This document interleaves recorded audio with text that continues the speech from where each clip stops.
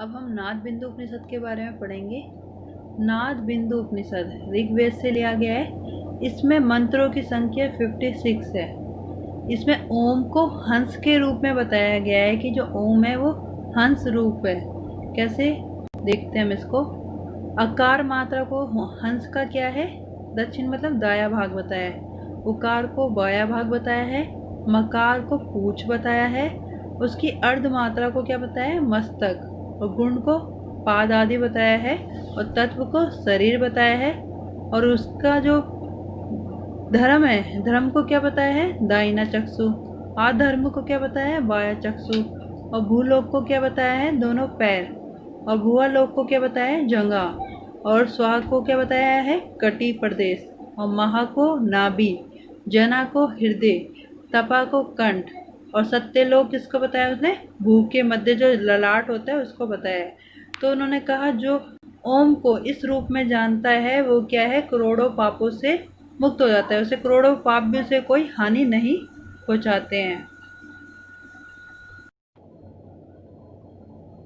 नाद अनुसंधान, इसमें नाद अनुसंधान के बारे में बताया गया है। जैसे हमने हठ योग के ग्रंथों में पढ़ा है, इसमें जो नाद अनुसंधान है वो बिल्कुल अलग प्रोसेस है। इसमें क्या बताया है कि सबसे पहले आपको क्या करना है, सिद्धासन में बैठना है। सिद्धासन में बैठने के बाद आपको वैष्णवी मुद्रा लगानी है। और दाहिने कान से आपको क्या करना है, अनाहत नाद को सुनना है। अनाहत क्या होता है, जो सुनाई नहीं देता, जो अंदर जो नाद चल रहा है उसको सुनना है। ये नाद क्या है, बाहर सभी जितने भी बाहर जो भी ध्वनि आ रही है उसको क्या कर देता है, ढक देता है। और अंदर के जो नाद है उसको सुनाता है। नाद के अभ्यास में जब हम ये अभ्यास करेंगे तो शुरू में क्या होगा, हमें ना बहुत मतलब बड़ी बड़ी ध्वनियाँ सुनाई देंगी।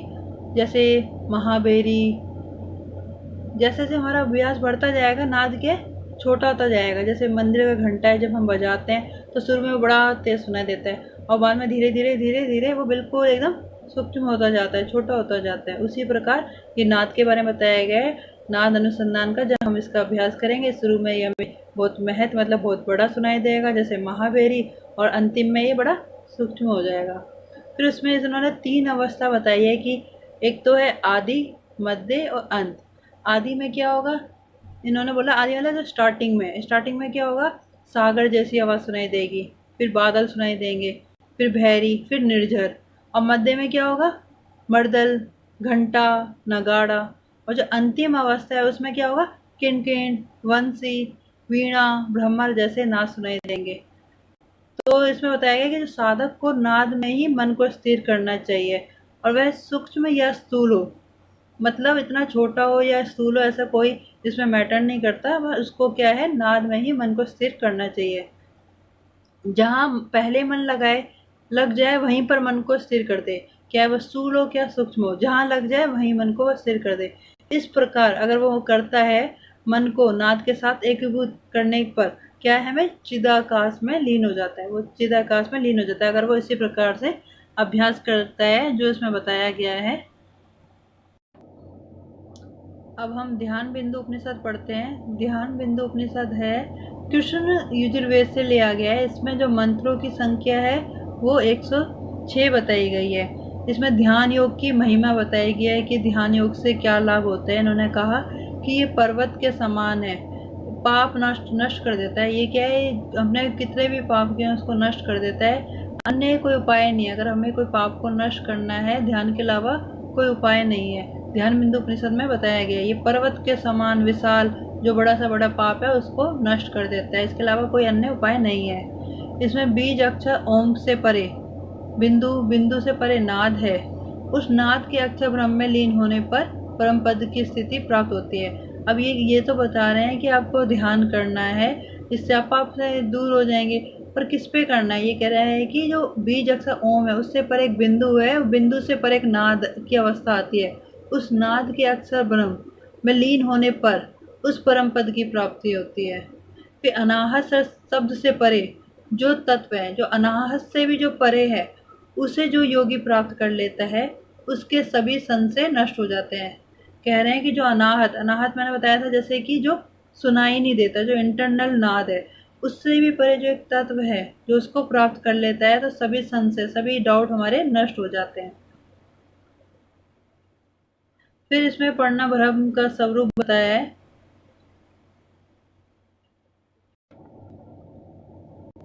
प्रणव के 3 अंशों में लय प्राप्त होने पर लोग, अगर जो हम आ उ मा जब उसमें हम लय हो जाते हैं तो हमें कौन कौन से लोक की प्राप्ति होती है, ये इसमें बताया गया है। जैसे आ मात्रा पे जब हम ध्यान करते हैं, उसमें जब हम लय हो जाते हैं तो क्या होता है, पृथ्वी, अग्नि, ऋग्वेद, गुहा, पितामह की प्राप्ति होती है।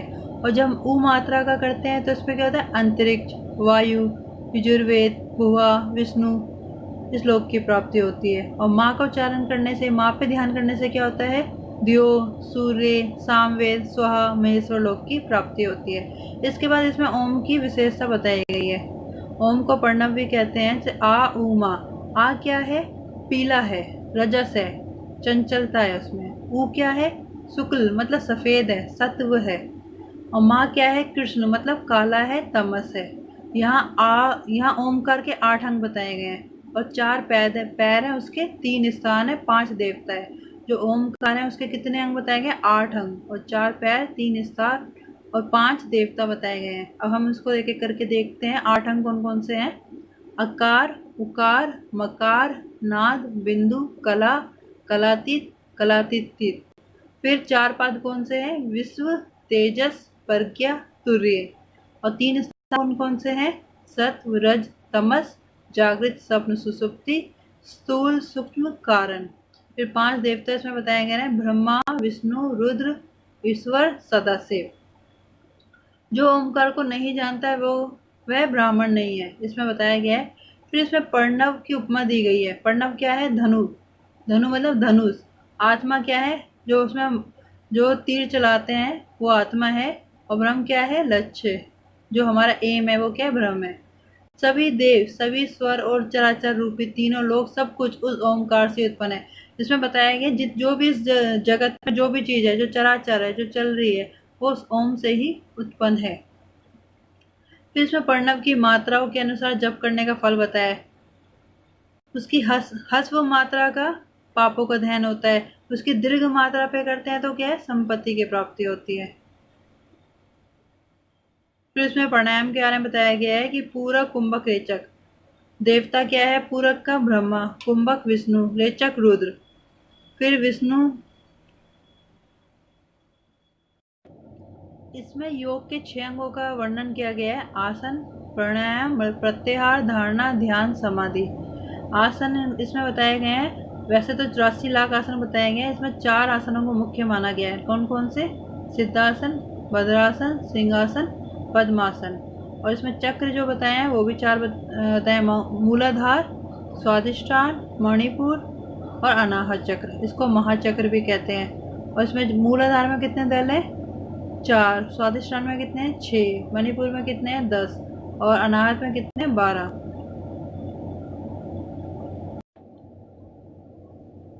ध्यान बिंदु उपनिषद में 72 नाड़ियां मानी गई हैं। उसमें से 10 नाड़ियों को मुख्य माना गया है। और वो कौन कौन सी है, देख लेते हैं हम। ईड़ा, पिंगला, सुषुम्ना, गंधारी, हस्तजीवा, पूषा, यशस्वनी, अरंभूषा, कुहू, संगनी। ईड़ा का देवता कौन है, सोम और स्थान क्या है, बाया। पिंगला का देवता कौन है, सूर्य, स्थान क्या है, दाया। सुषुम्ना का देवता कौन है, अग्नि, स्थान क्या है, मध्य। ध्यान बिंदु उपनिषद में 10 प्राण बताए गए हैं। 5 मुख्य हैं, 5 उपप्राण हैं। मुख्य प्राण कौन से हैं, प्राण, अपान, समान, उदान, व्यान। जो उपप्राण है वो नाग, कुर्म, किरकर, देवता, धनंजय। कहा है कि जो जीव है, जो जीव मतलब जो आत्मा है, वो प्राण और उपान के वशीभूत होकर ऊपर नीचे दौड़ता रहता है। ये प्राण हकार के उच्चारण के साथ बाहर निकलता है और सकार के उच्चारण के साथ क्या है, अंदर आता है। इस प्रकार ये जीव सर्वदा क्या है, हंस का जप करता रहता है।